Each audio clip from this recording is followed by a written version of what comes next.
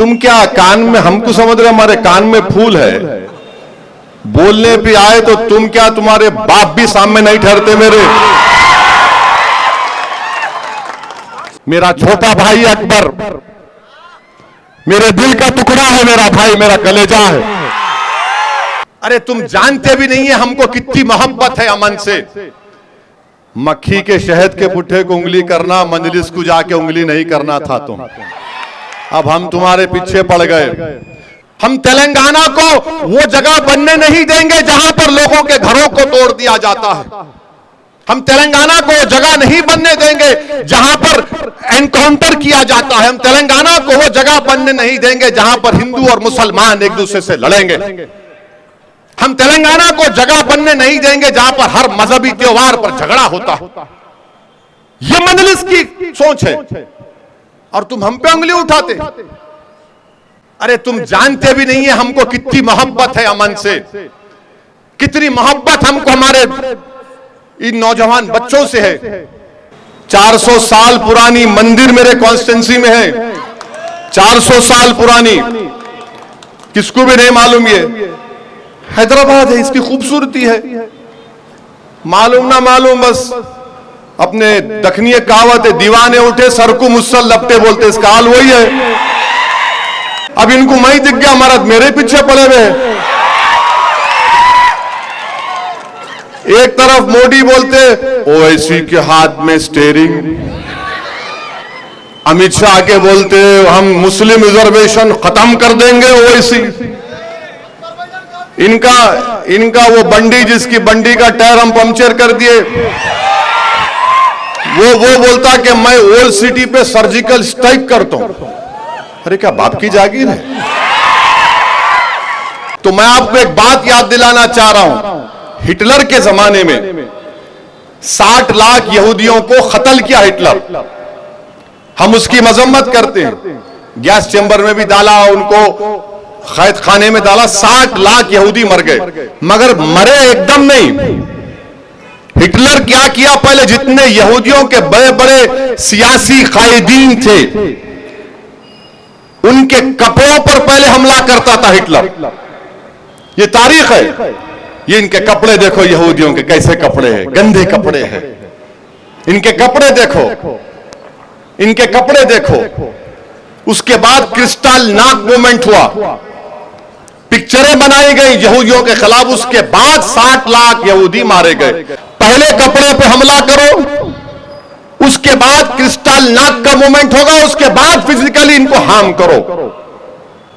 इसकी जहनियत, नफरत इसके जबान पे आ ही गई। इसको नफरत जबान पे अल्लाह ला ही दिया, अल्लाह इसको एक्सपोज कर दिया। असदुद्दीन ओवैसी को नहीं इसने कहा, बल्कि आप तमाम को इसने पैगाम दिया कि जैसा हिटलर ने पहले जबान से कपड़ों पर हमला किया, उसके बाद जिस्मानी हमले शुरू हुए। अब क्या भारत में ट्रेनों में दाढ़ी देखकर गोली नहीं मारी जा रही है?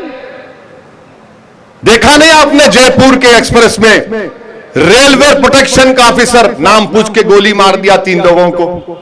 दाढ़ी रखने पर नहीं मारा जाता, सर पे टोपी पहनने वालों को नहीं मारा जाता, बुर्खा पहनने वालों को नहीं मारा जाता, गाली नहीं दी जाती, गोश्त का कारोबार करने को मारने वालों को पीटा नहीं जाता। ये उसी पूरा सिलसिले की एक कड़ी है। इसकी जबान से जो निकलता है असदुद्दीन ओवैसी के बारे में, वो आप तमाम तक मैं पहुंचा रहा हूं, वही उसकी इरादे हैं। यह है असल खेल आरएसएस का। आप अंदाजा लगा लो, मेरी बात का यकीन करो आप खुदा के लिए, इसके दिल में नफरत भरी हुई है। इनकी जबान इनके नापाक अजाइम को बयान कर रही है। इनकी जबान, इनकी सोच आपको बोल रही है कि ये मुस्तकबिल में हमको परेशान और तबाह बर्बाद भी कर सकते हैं। हम तेलंगाना को वो जगह बनने नहीं देंगे जहां पर लोगों के घरों को तोड़ दिया जाता है। हम तेलंगाना को जगह नहीं बनने देंगे जहां पर एनकाउंटर किया जाता है। हम तेलंगाना को वो जगह बनने नहीं देंगे जहां पर हिंदू और मुसलमान एक दूसरे से लड़ेंगे। हम तेलंगाना को जगह बनने नहीं देंगे जहां पर हर मजहबी त्योहार पर झगड़ा होता है। ये मजलिस की सोच है और तुम हम पे उंगली उठाते। अरे तुम जानते भी नहीं है हमको कितनी मोहब्बत है अमन से, कितनी मोहब्बत हमको हमारे इन नौजवान बच्चों से है। मैं अपने तेलंगाना के मुस्तकबिल को बर्बाद होते हुए नहीं देख सकता। मैं आपके उजड़े हुए घरों पर अपना सियासी महल तामीर नहीं करूंगा, ना कभी क्या ना करूंगा इंशाअल्लाह ताला। जिस दिन तेलंगाना में किसी बच्चे को मारा जाएगा, क्या तुम नहीं देखे कि हथकड़ियों में गोलियां मार दी गई? क्या तुम नहीं देखे कि बुलडोजरों के घरों को तोड़ दिया गया? मैं वो सियासत नहीं कर सकता, ना कभी करूंगा। हां, मंजलिस को फैलाने का जुनून है, मगर जहां पर बात आपके मफादात की हिफाजत करने की आएगी, हम अच्छा फैसला लेंगे। इस रियासत को वो जगह मत बनने दो मेरे भाई, जहां पर राजस्थान में जुनैद और नसीर को राजस्थान से कांग्रेस की हुकूमत ने उठाकर हरियाणा में ले जाकर जला दिया जाता है। एक जुनैद नसीर मर गए और नहीं मरने चाहिए। मैं अपनी सियासी ताकत का इजाफा जुनैद नसीर की मौत पर नहीं कर सकता, उनके इंसाफ के लिए लड़ना भी है। मेरी आपसे अपील है कि इन तमाम बातों पर गौर करिए, एक अच्छा फैसला लीजिए।